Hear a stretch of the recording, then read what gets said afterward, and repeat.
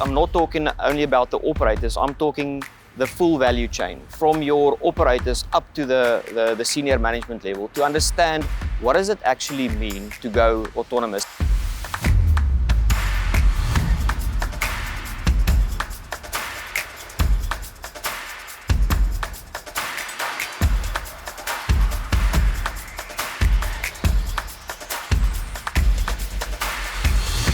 Autonomous mining, it is a dream for most mines in South Africa, but it is a reality for De Beers Venetia underground project. Cobus, I'm sitting in the gear. I'm going to go underground and experience this autonomous mine, but we need some context. Can we rewind back the clock to 2012 and tell me a bit about the project, some of the key milestones, some of the timelines that have happened up to date? Okay, so looking at Venetia open pit itself, the VOP as we call it, in 2012, it was already 20 years in existence, and we needed to look at how do we extend this life of mine. The ore body dropped down to about 460, 490 meters from an open pit perspective, and we still had a kilometer, so below surface, another 540 odd meters that we could have gone and explored. So to go into the Venetia underground project has actually led us to extend the life of mine for another 20 plus years. So in 2012, we started to develop the shafts, as you can see here behind us, the production and the service shaft, as well as the main decline extending down the K1 pit ramp and splitting off to the K2 pit itself. Cobus, with that context said, I think we need to touch on the autonomous part of this operation, because that's the really exciting, technologically advanced element of it. Can you explain holistically what the autonomous mining operation looks like at the VUP? There is a lot of components to it, stretching from the people itself to the equipment that we've got, the IOC, which you visited yesterday, and the OEMs that we partner with, and to make sure that all of that integrates and comes together.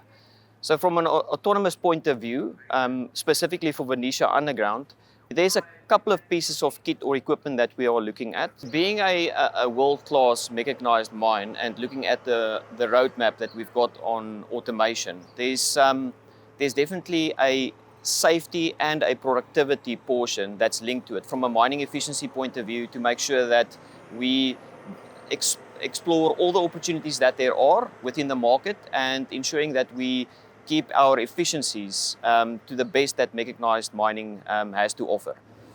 So obviously I want to get a little bit more into the technical details. So can you share the main pieces of equipment or areas, Cobus, where we'll see autonomous mining in action? First of all, load and haul. So from a loading perspective, the LHD 517i, so the I series is where the intelligence comes in that is linked to the automation. So all of the pieces of kit that I'm going to refer to is then talking specifically to the I series. Load and haul, like I said, the LHD itself, hauling, it's the trucks, which is mainly going to be fully automated at the bottom of mine, the autonomous truck loop that we're going to have. And then from a drilling perspective, we divide it up into two areas, that's pre-production and production.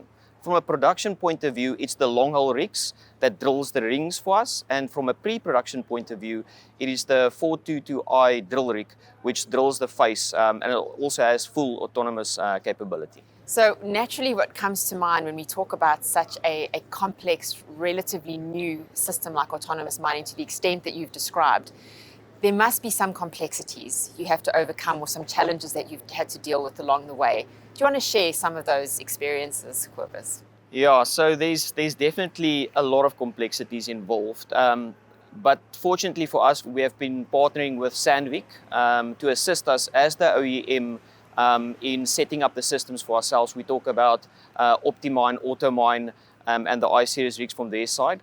So equipment specifically, it's to make sure that you've got the right equipment that can be able to do the autonomous drilling or the autonomous loading, whatever needs to happen. From a people point of view, it's to ensure that you upskill the people to be able to, and I'm not talking only about the operators, I'm talking the full value chain, from your operators up to the senior management level, to understand what does it actually mean to go autonomous and what is in it for us from a safety point of view, from an efficiency point of view, from a productivity point of view. So there's a lot of learnings that goes into making sure that we coach, train, send the right messaging out, and upskill our workforce from frontline supervisors to the frontline management team to be able to understand this journey that we are currently on. Then it is from an infrastructure point of view. I mean, you can have all the tech in the world, but if you can't get the message from that piece of kit wired eventually all the way up to your integrated operations center, it is also meaningless. So all the network installations that we've done underground up to 49 level already, and 46 level being fully installed. So we've got a backbone, as we refer to it, our network, and that is all the way linked up to the IOC, where everything gets coordinated and packaged together. So two things come to mind with what you've said, and one is maybe the slightly awkward, uncomfortable question, Cobus, and that's around how technology impacts employment on a mine. Now, you've sort of touched on some of this, but let's talk about how the workforce feel when you start a very technologically evolved mine, and what does that mean for them as potential personnel on this mine? That is really an important point, and I think what we've done well this time around is we've started with the end in mind. So the labor structure and the build-up of our org structure is all linked to autonomous mining. So everybody that is currently employed remains employed. It just becomes a more effective and efficient way of mining. We are talking about maximizing the face time. So how do you maximize the face time? It is when you've got automation and you are within a re-entry period after the blast, you would then get a autonomous drilling that takes place from the integrated operations center. It doesn't take away the person, and I think that's the beauty of it, because we've structured our labor plan linked to automation. There's something else that I think that is maybe a good message for everybody out there. As you have these intelligent machines that gets introduced into mining, which was not there before, there is also a form of other employment, not necessarily on mine, but off mine, that gets created, because the equipment needs to be supported, needs to be built, needs to be, from an infrastructure point of view, all of that needs to be supported, not maybe on mine, but off mine, and that's where additional employment actually comes also into play. So I think there's if you look at it holistically, it's not only from a mining point of view, it's so much bigger. No, that's good news. Not because you're saying it, but because you're going through the experience. And I think that changes the message that comes out, Cobus, which is brilliant. The other element that I wanted to touch on, right? This is groundbreaking. This is innovative in mining, but it's not perhaps the first time De Beers has sort of experimented with automated mining. How is it different? What are the lessons that you've learned? What is different from your first experience trying out automated mining?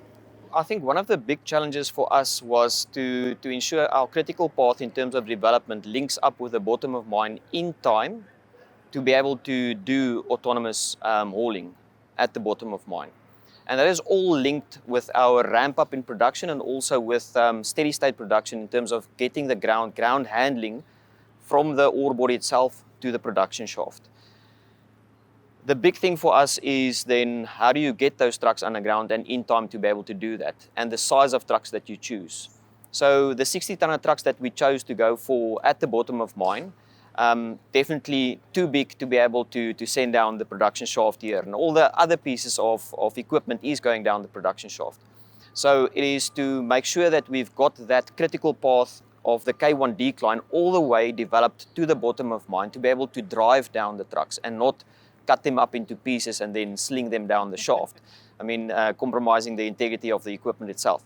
So I think that was one of the big learnings for us, apart from the fact that you need to then keep also on top of technology as it evolves and as it progresses to make sure that you've got all of the capability on that autonomous hauling to be able to do the ground handling as efficient and effective as possible.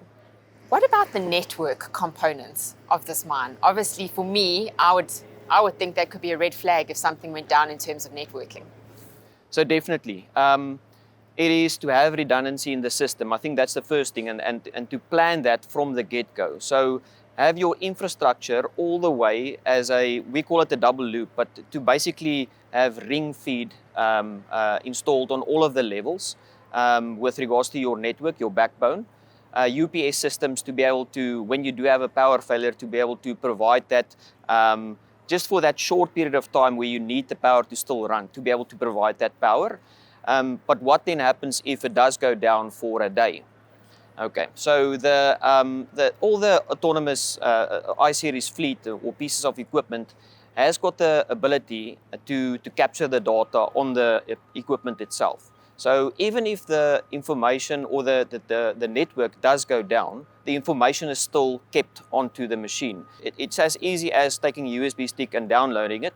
We're not going that route. I mean, keep it on the machine itself. And as soon as the network then comes back on again, you just literally, it dumps all of the information, and you've got all of the backup information which you thought you might have lost. Now, I do want to touch on the autonomous loading just a little bit more. For me, that is extremely exciting for the VUP. Can you explain to our audience, how does autonomous loading work at VUP, or how is it going to work?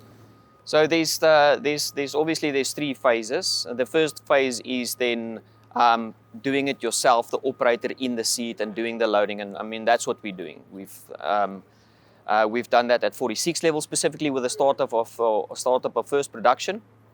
But then again, like we said previously, with having a futuristic view or the end in mind, it's to have a roadmap of semi-autonomous and then full autonomous. So the semi-autonomous is then we've taken a container and we've stationed it underground, and we've linked the seat in the container with the loader itself. And that is to then have the operator in the seat and then physically taking the sticks and having the screen in front of you, and then be able to operate the machine itself. So that is the semi-autonomous portion. We then took that same seat and we brought it up to the IOC, where the screens are in front, and that is then linked, so you can still do the semi-autonomous, but there's also then hands-off, where the machine has got the ability to learn. It knows where the area is, where it is loading, and it knows where the tip is because it has done the drive, and it sort of captures the whole tunnel for itself, and then it's hands-off, and this machine just goes and it loads and it tips. And that is the full autonomous machine. And also there's the imminent thing for us is the rainy season that's upon us, and this December, particularly because 49 level is going into production, and that's where we're going to break into the bottom of the pit. So as soon as it starts loading and this big pit K1 is acting like a funnel catching all of the water, some of these draw points then becomes wet, and the risk is there that when you load, we talk about a mud rush or a mud push, and that is when your operator will definitely be at risk. And this automated loading then, fully autonomous, takes that risk away totally from the person. It's only the equipment that is exposed. Cobus, one of the things I want to touch on that's not necessarily directly linked to autonomous mining is the water doors. They are an amazing technological engineering feat for this mine. Please share with me what the water doors are all about. So the water doors, simplistically put, it's separating the wet side of the mine to the dry side of the mine. And the criticality of that is, again, within the rainy season, if you close the doors, all of the infrastructure is on the dry side. You want to protect that because that's linked to the life of mine, and all of the capital went in there to secure that. So then when you close the doors, you separate it and you create a wet side where the water can then be controlled, linked down to which we, on 54 level, we've got a degritter station, and on 56 level, a pump station that can then take all of that water out in a controlled manner. And also it's linked to safety as well. These are, in my mind, some of the largest water doors that you would probably find in an underground mine. Yeah, I have to be honest, I think it's definitely the largest water doors that you'll see anywhere, yeah. Brilliant. Cobus, this is clearly an innovative, forward-thinking, state-of-the-art, technologically advanced operation. How do you keep that moral compass? So, I mean, from the start of the project, we've always said that we want to be the safest mechanized mine, not only in South Africa, but in the world. Wow. And that has always been what we've been chasing, and it still is our North Star. I want to end on a high note. And I know you've got 2 things that you can tell me about, one that happened in 2023 and one that happened recently. Share your celebrations with us, Cobus. Yeah, so 2 big milestones, and obviously still pursuing that journey hard. First one is then From a safety point of view, 11 million fertility-free shifts that we've achieved this year. There's so much to it. It's not only about the technology as we've now explored and that we are going into, but it's also about the mindset of the people, the culture of us here as Venetia Mine. What is our dream and what are we chasing? So it's really a massive achievement, and a mining industry at large, and especially in South Africa, that's something that everybody focuses on, is to make sure that every person that comes to the mine returns to home unharmed. So that's the big one. And then, I mean, obviously for De Beers, it's first production that we went into last year, and that significant blast when Moses Madondo, our CEO, was here.